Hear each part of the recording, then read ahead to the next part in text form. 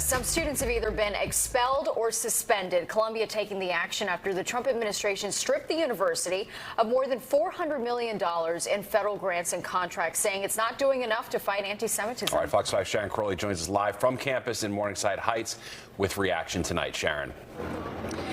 Yeah, we don't know if that cut in federal funding to Columbia University prompted this move, because it comes almost a year after the students occupied Hamilton Hall. Here's what the Columbia University Communications Department said in a statement that was released this evening. Now, it says the Columbia University Judicial Board determined the findings and issued sanctions to students ranging from multi-year suspensions to temporary degree revocation and expulsions related to the occupation of Hamilton Hall last spring. Now, you'll recall the NYPD had to physically remove the students who had occupied Hamilton Hall for 2 weeks last May. They issued a truck known as a Bearcat to go in through the second floor window, and you saw the police officers there last spring marching in one by one and removing the students who had occupied the hall. They'd also occupied the campus here.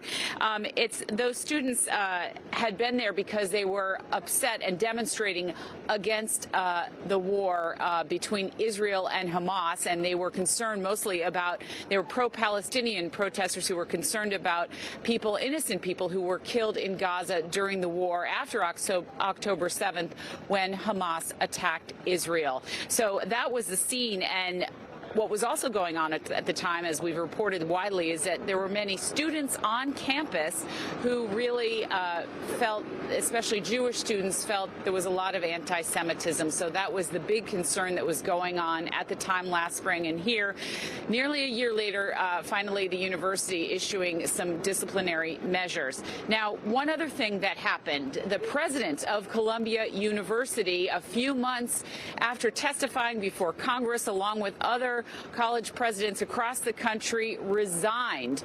She had only been on the job a year, but had faced so much criticism for her handling of the protests and not getting the kids who were out in tents and occupying buildings here on campus off, that she was forced to resign. We are hearing tonight from some groups who are against, who are anti-Semitism, and they are really applauding the university's move to finally take some action to discipline those students. I'll send it back to you, Steve and Natasha. Aaron?